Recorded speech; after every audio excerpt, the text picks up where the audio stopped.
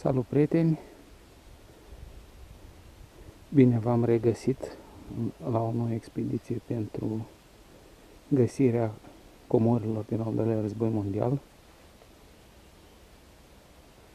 Am pornit pe traseu. Natura ne este prielnică, după cum vedeți. History Guard vă salută din nou și ne reîntâlnim la primul loc de găsit. Salut, prieteni! Ne reîntâlnim la o mică monedă, bănuiesc de care este. Da, nu e din al doilea război mondial, dar monedă de 5 bani sau de 3 bani. Nu dau seama exact. Ia. Cred că e de 5 bani. Ia. Da, 5 bani.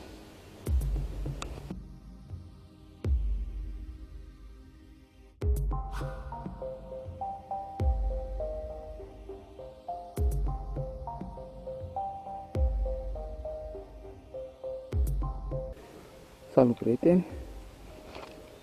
Ne reîntâlnim la un tub de cartuș, ori rupt, ori unul pe care n-am mai găsit până acum, nu. E rupt, dar avem partea principală. Da. Are un tub rusesc, sau mai bine zis sovietic. Ia.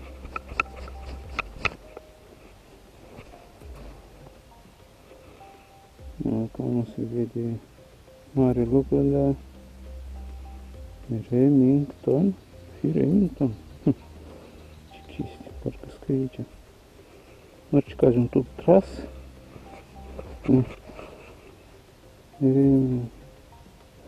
Parcă scrie. Interesant.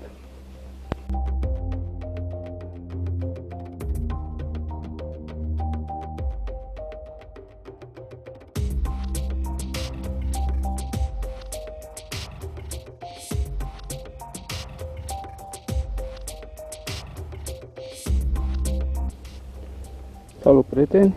Din nou, se pare că am mai găsit un tub,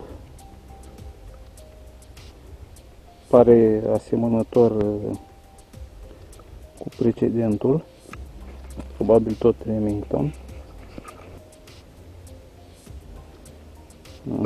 Deocamdată nu se cunoaște mare lucru.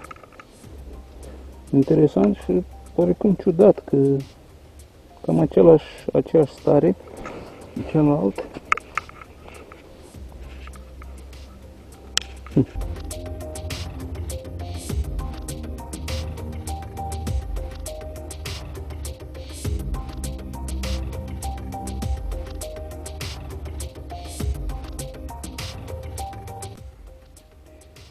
Salut, prieteni! Ne reîntâlnim la un nou tub de cartuș. De data asta s-ar părea că e întreg. Vai de mine! Acum l-am rupt.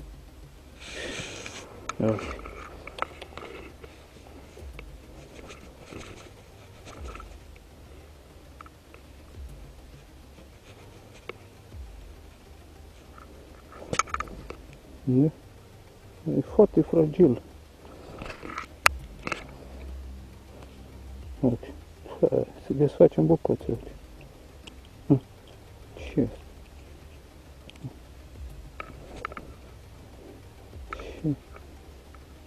Ce tub e ăsta? Am impresia că nu e Remington.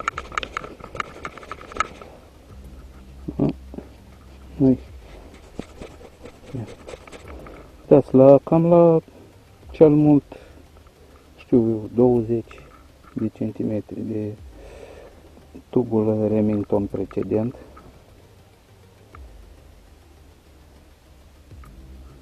Nu se cunoaște mare lucru.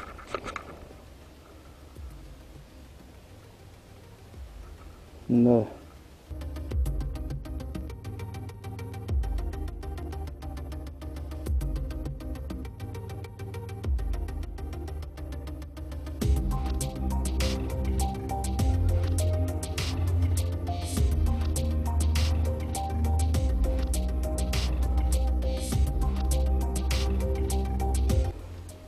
Salut prieteni, nu știu ce a fost aici, ceva a fost, nu știu dacă neapărat legat de război, cine știe, poate o partidă de vânătoare, dar nu știu, deocamdată adun datele. Dar sunt ca un cartuș, tot din ăla fragil, o să încerc să nu-l distrug.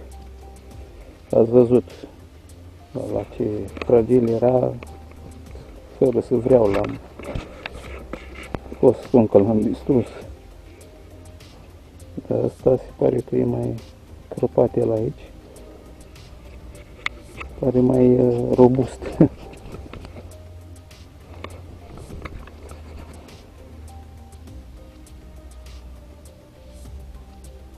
Se pare că ăsta nu e nici Remington, nici celălalt.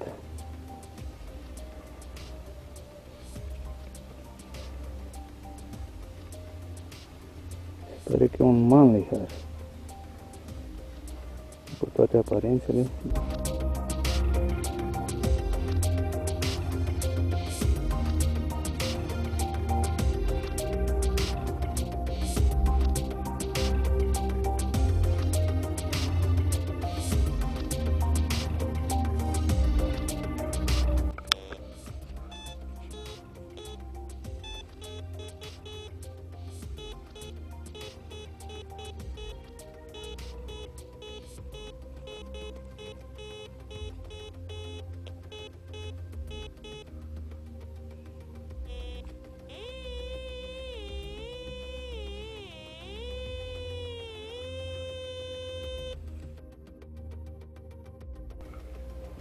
Salut prieteni, uitați, cam la un metru jumate de locul unde am găsit tuburile precedente. Vedem împreună acum.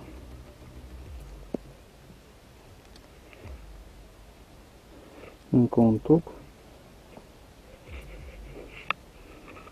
deteriorat, dar cred că tot tras. Da, tras. Ia să vedem.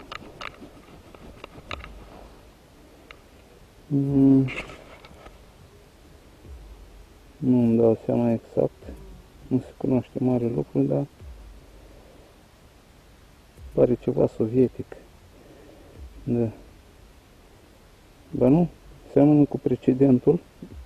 De fapt, dacă observați, oricum la o poză se va vedea mai clar, dar pot să vă spun și acum, dacă ați observat la precedentul, nu știu ce a fost aici, văd că e plesnit, e pocnit de la o explozie. Deci nu e un tub obișnuit, ați observat cum este o porțiune, așa. Dacă vă uitați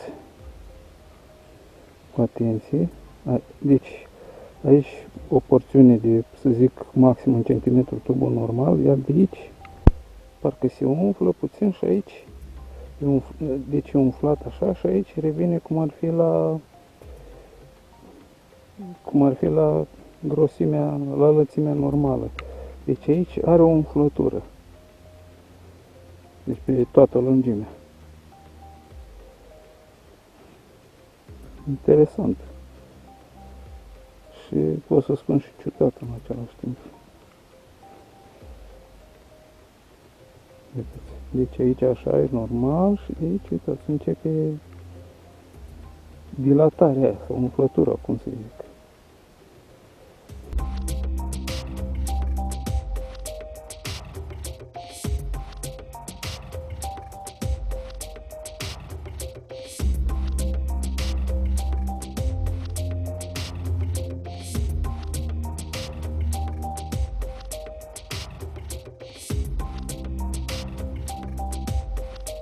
Salut prieteni! Ne revedem la un obiect care pare, nu știu ce pare, cred că e o conservă. Da?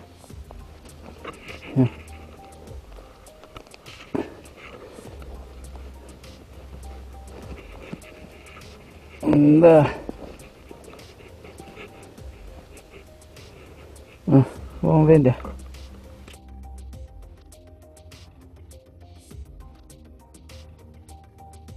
Încă nu știu ce e, de la ce e.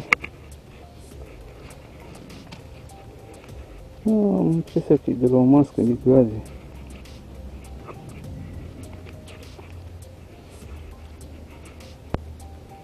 Nu? Are, nu știu, de la o mască de gaze din aia sovietică. Nu? Așa pare. Aici venea furtunul. Ce a mai rămas, uitați. Cazul de furtun s-a rigidizat în timp. El era prins aici cu inelul ăsta și aici. Probabil că venea filtrul ăla specific. Interesant. Nu știu dacă sunt inscripții ceva pe piesa asta, dar vom vedea.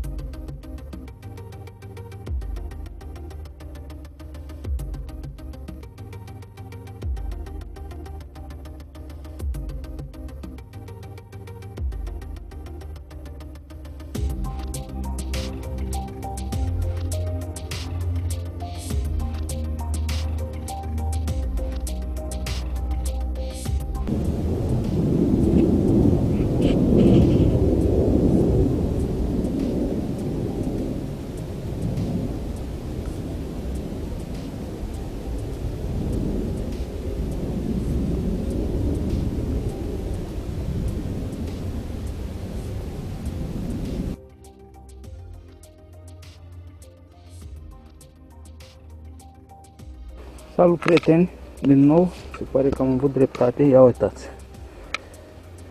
În locul unde am găsit piesa precedentă, un furtun care pare de la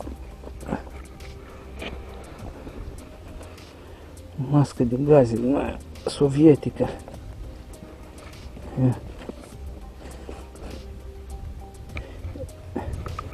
Ia.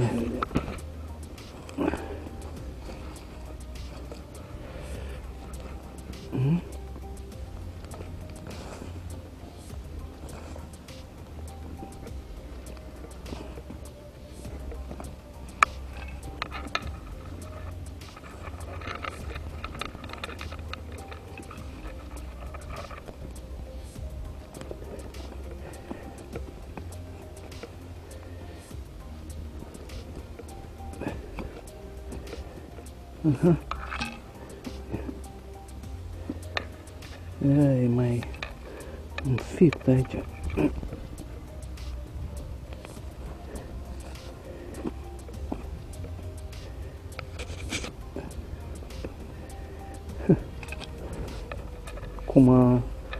Cum a rămas aici.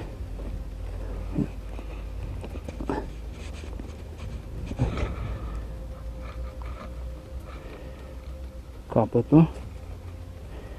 De aici, în piesa aia pe care am găsit-o mai înainte. Dar ia uitați cum a crescut copăcelul ăsta prin furtun.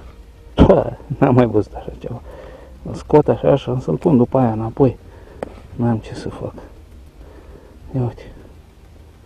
Crescut rădăcini. N-am mai văzut. Ia.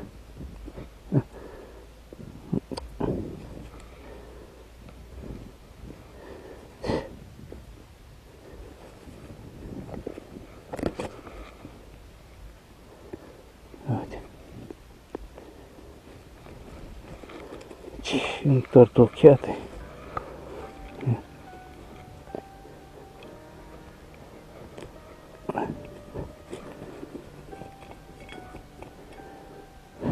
Foarte interesant. Vedem și rezervorul ăla.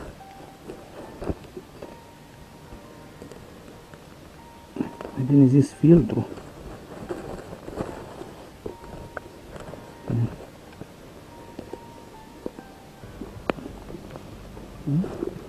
Uite, nu.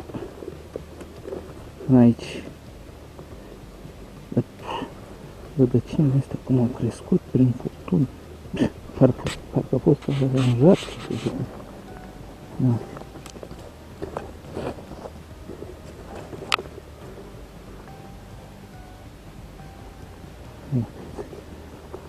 Am rămas urmă de la rădăcină cum a crescut pe aici.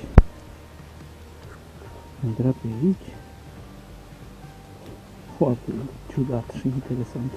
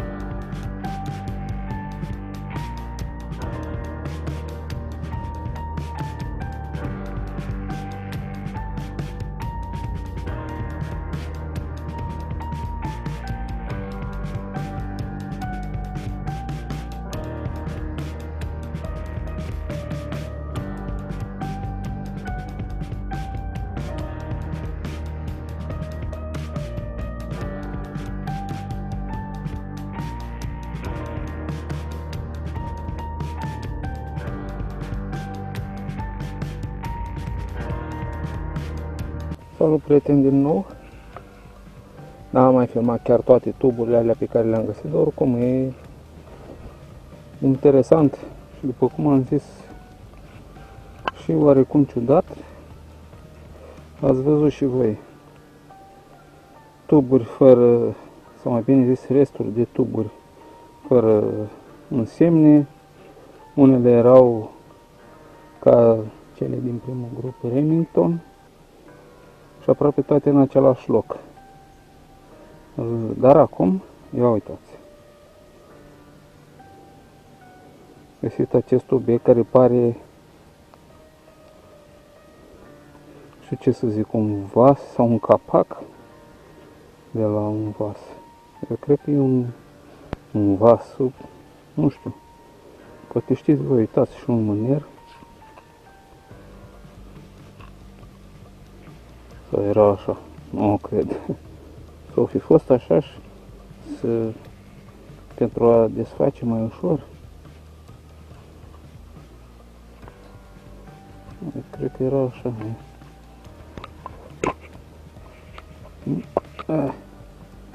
Nu cred. Voi ce părere aveți? Bineînțeles că aștept să scrieți în comentarii dacă aveți idei cam ce ar putea fi acest obiect.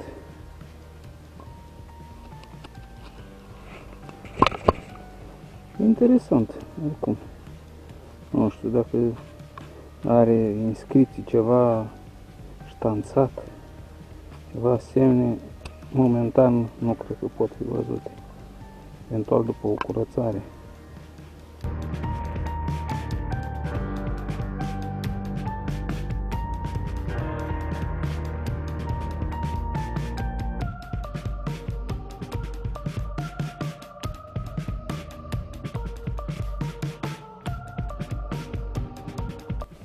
Salut, prieteni! Tocmai am găsit un tub, se pare că e unul din ale noastre, da, copșa mică cu giro 1940, tub Mauser. Nu știu dacă e tras, nu e tras.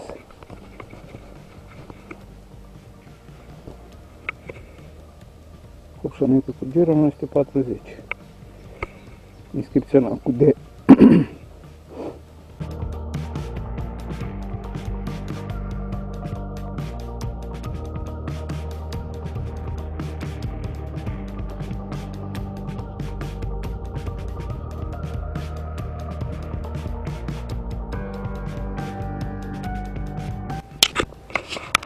Oamenilor mei, ia uitați ce am găsit în groapa aia acolo. Relativ adânc. Pare un capac sau ceva. Ceva de genul. Îmi dau seama acum. Ia.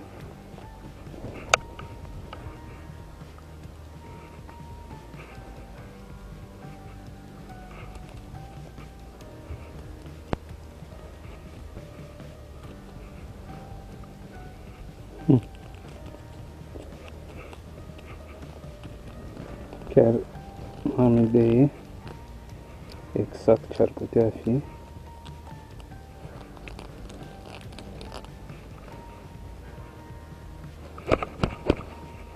De la ce ar putea fi. În orice caz, pare un capac.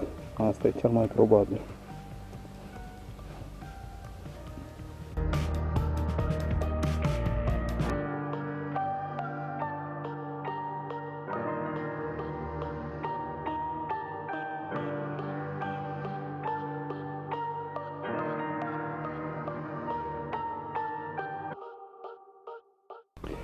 Salut, prieteni! Ne reîntâlnim după ceva timp, un tub de Mauser tras. Se pare că de mitralieră, da?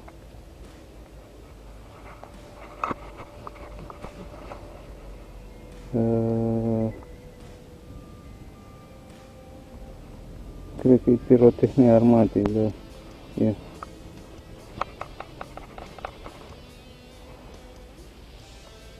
Da, pirotehnie armatei 1940, parcă. Da, 1940. Tras de mitralieră, bineînțeles, cel mai probabil ZB30.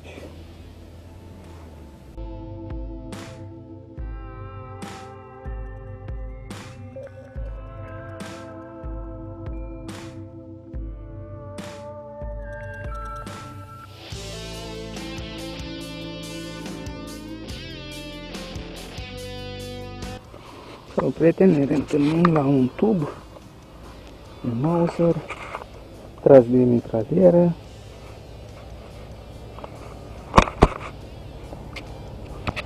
Așa. Da, nu, headstamp-ul e prea corodat ca să ofere vreo informație în plus. Așa că aștept să-l curăț să vedem ce informații ne mai oferă.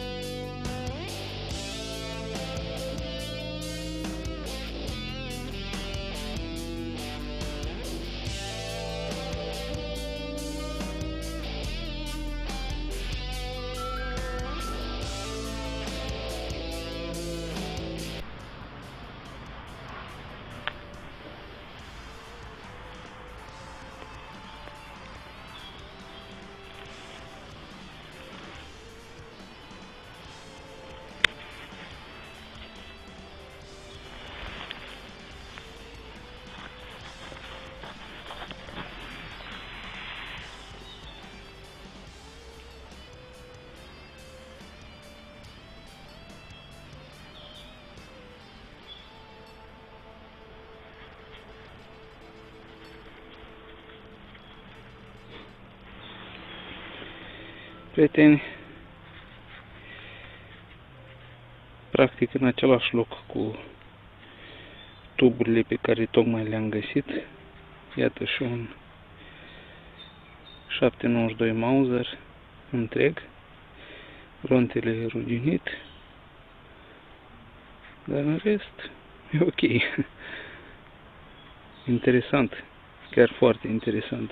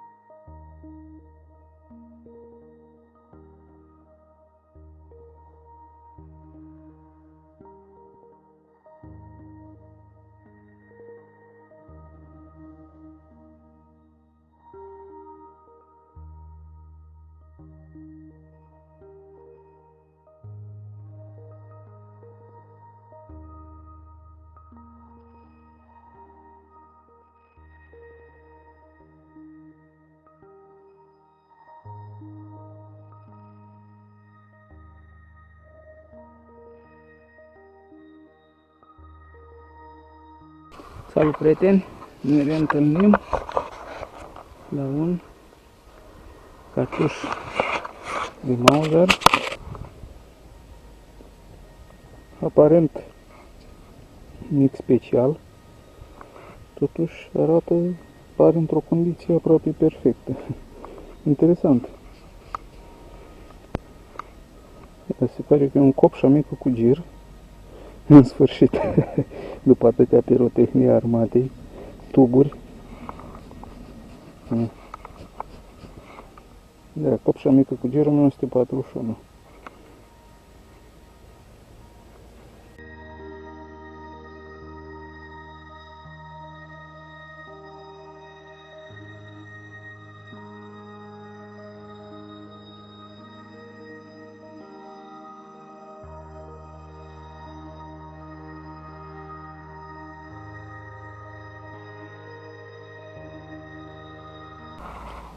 Salut prieteni din nou, chiar de mult n-am mai găsit așa ceva, cred că bănuiți ce este, dacă nu cumva sunteți chiar siguri, și eu sunt sigur.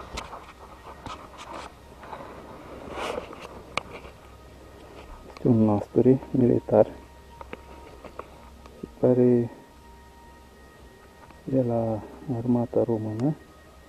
Cele germane aveau, din câte am înțeles, 3 găuri, are 4, așa, nu departe de locul unde am găsit tuburile trase de mitralieră.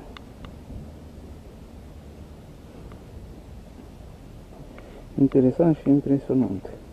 Prieteni, îmi cer scuze, abia după ce l-am curățat am observat.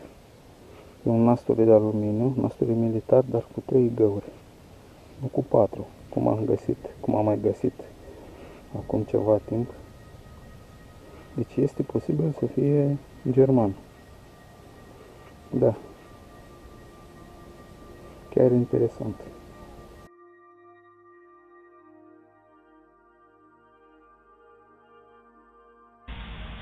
Salut prieteni!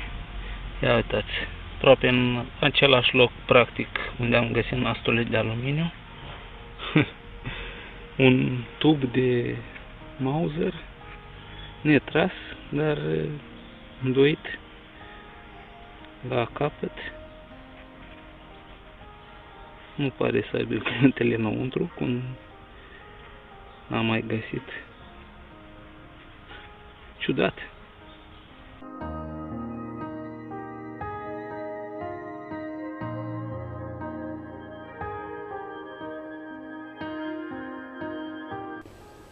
Salut, prieteni! Cam atât pentru ziua de azi. History Guard urează toate cele bune până la o nouă întâlnire cu istoria și comorile ei din